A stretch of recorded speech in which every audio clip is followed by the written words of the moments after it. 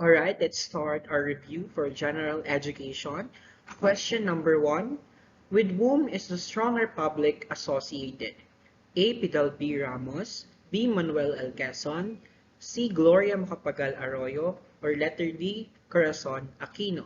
So in answering let question, first technique that you need to know is kung paano aatakihin yung question.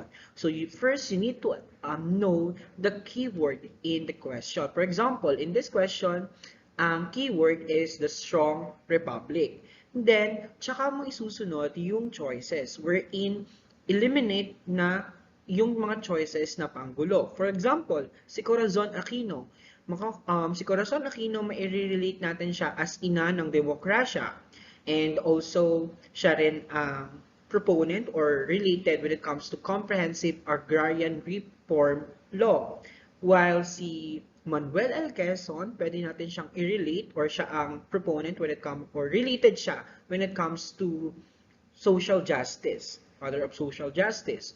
Then for Fidel B. Ramos, marirelate natin siya as Philippine Army Special Force. Yun yung keyword na pwede nyong tandaan doon sa mga president listed below. While kay Gloria Macapagal Arroyo, of course, sa kanya associated ang strong republic.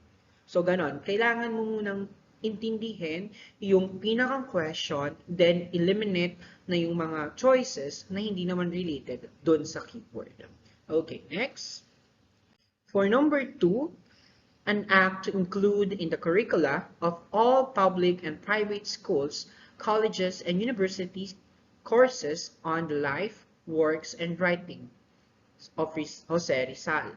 So our choices are Republic Act 1425, letter B, Republic Act 7836, letter C, Republic Act 9262, and letter D, Republic Act 7610. So in licensure examination for teacher, hindi nawawala ang different kinds of Republic Act. That's why you need to be familiar on it. So, isa-isahin natin yung sa question. So, ang stem ng question natin is the life, works, and writings of Jose Rizal. Meaning to say, ano daw ba yung batas na parang nagre-required na ituro ang life, works, and writings of Rizal sa university and colleges, public man or private. So first, isa-isa natin choices. We have here 7610. Sige nga, saan ba or ano ba ang 7610? So sa child abuse. So of course, kung child abuse siya, hindi na siya related kay Rizal. Next, sa 9262, that is BAUSI or the Violence Against Women and Their Children Act. So, of course, hindi siya related kay Jose Rizal.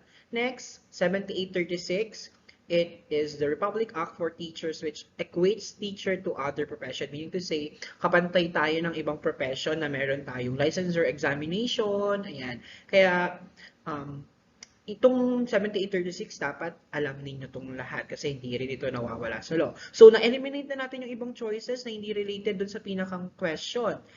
So, ang ating sagot is the 1425 or the Rizal Law. So, ganun lang ang pagsagot. Kailangan identify the stem of the question and then followed by eliminating the panggulo choices. Next is for professional education. We have question number 2. Teacher A advocates assessment for learning, which will she not likely to do? So the stem of this question is assessment for learning. Ano ba ang assessment for learning? So when we say assessment for learning, so it is assessment done before or during instruction. So ito yung ginagawa natin in order to know the improvement of the student and also to enhance it. So ano bang mga klaseng exam ang mapapakita dyan na makakatulong para ma-enhance yung kakayahan ng student and also ginagawa siya before or during instruction.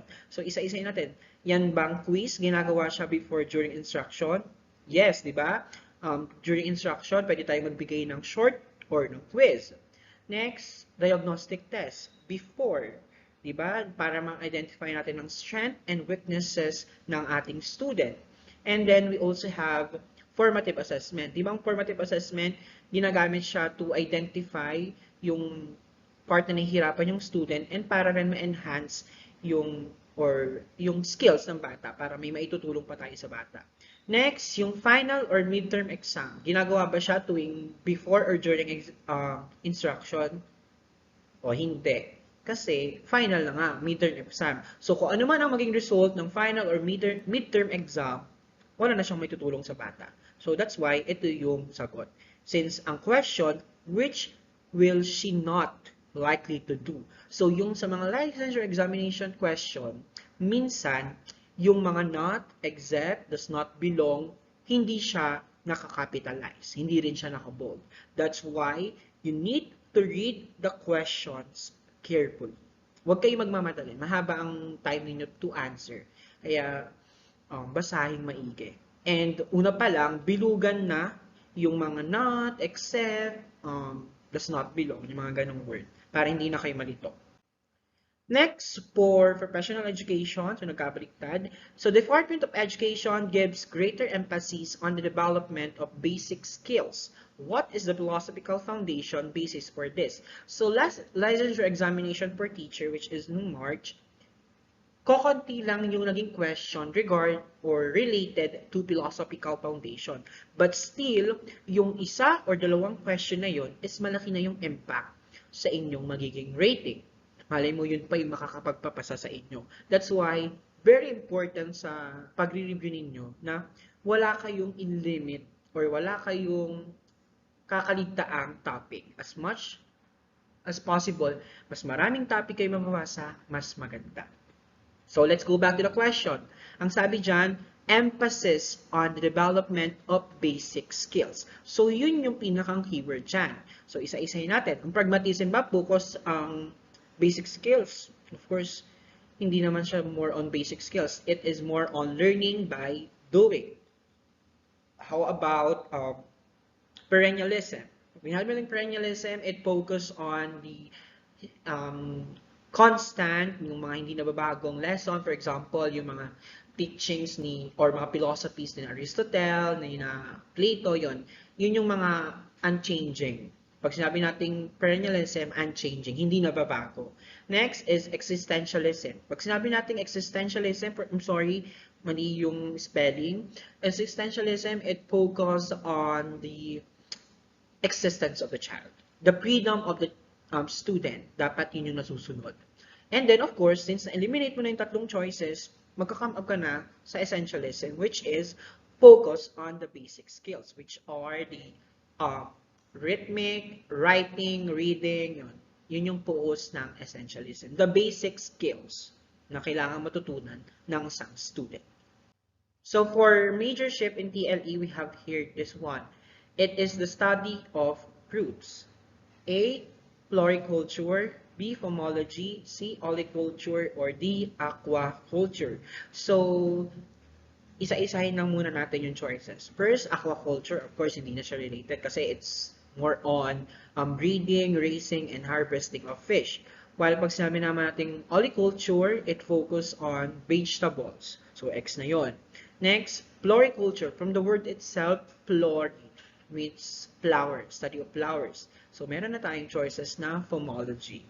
So, ayan yung sagot. Study of fruits is pomology. Actually, last exam, ang given doon is meron choices na agriculture. So, most of them answered agriculture to be safe. However, since nandun sa choices si pomology, yun yung mas exact. Kasi pag sinabi natin agriculture, malawak na yung sakop nun. Yun na yung umbrella nun. However, since ang tanong is focus when it comes to study of fruits, pomology yung sagot.